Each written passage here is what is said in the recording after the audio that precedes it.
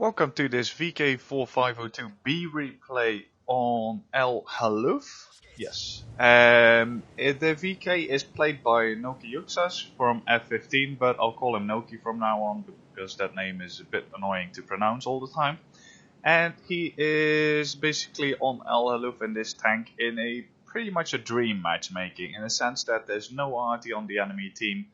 And no high damage TDs either. I mean, he's one of 3 tier 9 tanks in this matchmaking, and their AMX 13 already crashed, so yeah, he probably dove off the cliff, so nice one.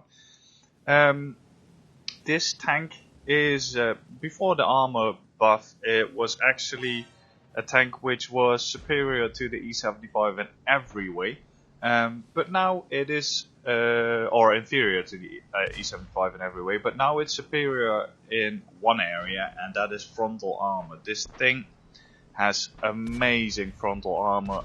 Lower front plate is really strong as well. I think it's pretty much as strong as the upper front plate, so no use shooting that. I think the MG cupola used to be a weak spot, but I don't think it's anymore now, so either you try and snipe that cupola on the top there of the turret, if you're lucky, or you load premium ammo and shoot through the front of the turret, because that's the only flat, pretty much flat armor that this tank has. If you can't hit the cupola or don't have premium ammo, don't even bother trying to engage this tank, because you'll just fail. Just try and get around it, that's the only option you have. When you get around it and track it, then it's pretty much dead meat, but if you don't, then you're going to fail. So, and I mean, even the side armor can occasionally bounce a shot. That one hit the edge of his turret, so that's actually stronger than the side of the hull. So that was a bit unlucky for the M103. But yeah, as I said, no artillery, so Noki has pretty much total freedom of the map, and that is something that this tank likes very much. So to begin with, he will use this little rock as cover from the enemy tanks. And he gets tracked. That's a bit unfortunate, but no actual damage, so that's fine. Gets tracked again. So far that's 3 block damage from the M103. And the M103 has a gun that has 248 penetration and does close to 400 damage. So yeah, unfortunately the E50 fires into the 112 there, but Noki sees that it's time to move up, so that's what he does, and he just casually keeps bouncing everything the enemy is thrown at him so far. Tries to shoot the KV4 cupola, and even when his tank angles slightly upwards, they can't penetrate his lower front plate. And this, I mean, they're trying to shoot the lower front plate, they're all thinking this is an E75, and in an E75 this would work, but this is not an E75, that lower front plate is just as strong, so trying to do that is pretty much useless. So, I mean, and that M103 is actually not a bad player, he's actually quite alright. I mean, yeah, 1400 WN8, it's quite okay, but I mean, everyone just shoots the lower front plate. No one. I mean, it's good as well in this matchmaking. No one is shooting gold ammo, and that is one of the other important factors. Because if they do, then they had potentially got an actual chance to penetrate this tank. And now the M103 actually penetrates him. I think he shot the drive wheel. Can't exactly see, but KV4 decided to make a suicide run, and then this bulldog is the only one that had a brain. You'll see him there on the minimap behind Noki, but Noki first aims for the super Pershing, and then he spots the bulldog, and here you see, I mean, that thing, I mean, granted it has 175 pan more or less, but any tank can basically penetrate this VK from the side. So that's really the only option you have, unless you have premium ammo, so just get around it. and the Bulldog was the only one on the enemy team with a brain. I mean, obviously the M103 wouldn't be able to do that, but they've got some mediums that could have probably made it around. So Noki keeps pumping in the damage, hits a super Pershing, and then this T-54E1 moves up. Noki thought of reversing upwards, but that would basically make his lower front plate flatter, so he actually goes forward to prevent the enemy from shooting him. Now he tries to get a shot on this 416, and he kills him. I mean, I think the gun on this tank has roughly the same stats on this tank as it does on the E75, so I mean, I remember it being quite troll on the E75, so it actually might be slightly better on this tank. But I mean, it's the 12.8 that the Germans got, so 248 pan as well, and average 480 or 450 damage or something. Nice tracking hit on the Tiger, because you need some RNGs in this match to compensate for all the bounces.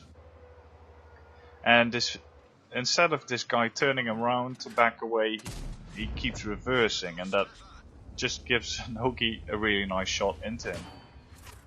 Centurion still tries to shoot him. I mean, that guy has, I think, 268 penetration as well, if he's using the top gun. So, yeah, you can see how strong this armor is. And I mean, had there been RT in this match, or any like tier 9 TD, then Noki probably would have been in a lot more trouble. But now there isn't, so this tank seems completely OP. But I have to stress the fact that it isn't, because frontal armor is the only thing this tank pretty much has. So if you can't point that at the enemy, you might as well be in a Tiger too.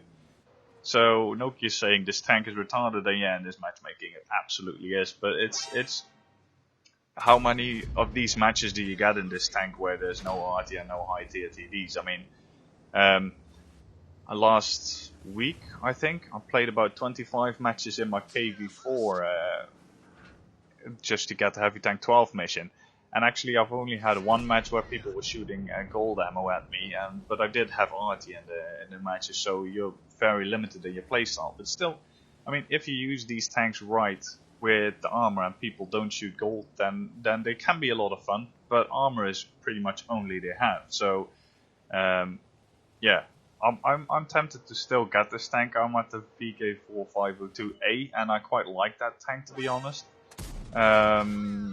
I might actually get this tank because it seems to be very good for the heavy tank 15 mission, so I'm actually on that now, so I might get that. And now the only tank left on the enemy team is the Oni, who's AFK, so it's a bit of a letdown. I mean, it's a nice XP and credit pinata, but one less tank to fight. And actually he could have done damage, because it looks like he's got a high explosive gun.